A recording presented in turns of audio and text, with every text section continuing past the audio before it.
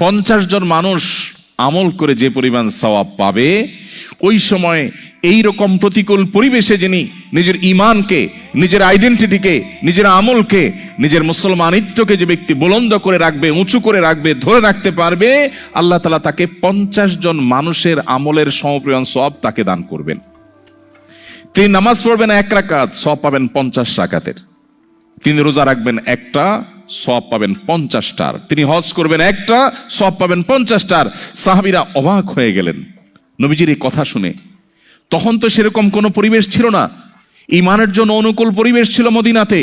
নবী করিম সাল্লাল্লাহু আলাইহি ওয়াসাল্লাম এই কথা শুনে তারা জিজ্ঞাসা করলেন, হে আল্লাহর রাসূল, আপনি যে বলছেন তখনকার মানুষেরা প্রতিকূল পরিবেশে ঈমানের উপরে টিকে থাকতে পারলে একজনে 50 জনের সওয়াব পাবে, সেই 50 জন কি আমাদের 50 জন নাকি তাদের সময়ের 50 জন?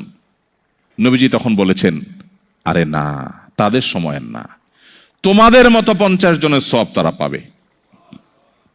আল্লাহু আকবার। সাহাবায়ে কেরামের যে মর্যাদা, সেটা নতুন করে বলার অপেক্ষা রাখে না।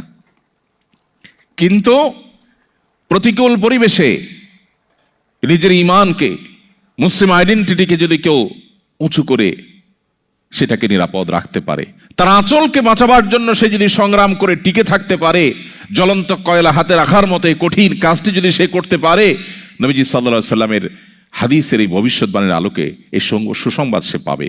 আল্লাহ তাআলা আমাদের সবাইকে শক্তিশালী ঈমানের অধিকারী হওয়ার মধ্য দিয়ে এই প্রতিকূল পরিবেশে আমাদের ঈমানকে, আমাদের আইডেন্টিটিকে, আমাদের ইসলামকে আল্লাহ তাআলা সেফ এবং নিরাপদ রাখার তৌফিক দান করুন।